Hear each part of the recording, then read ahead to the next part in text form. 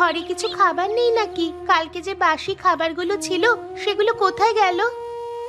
আর বলিস না মা, আজকে সকালে উঠে দেখি একটা বিড়াল বাচ্চা খাবারগুলো সব মুখে দিয়ে দিয়েছে।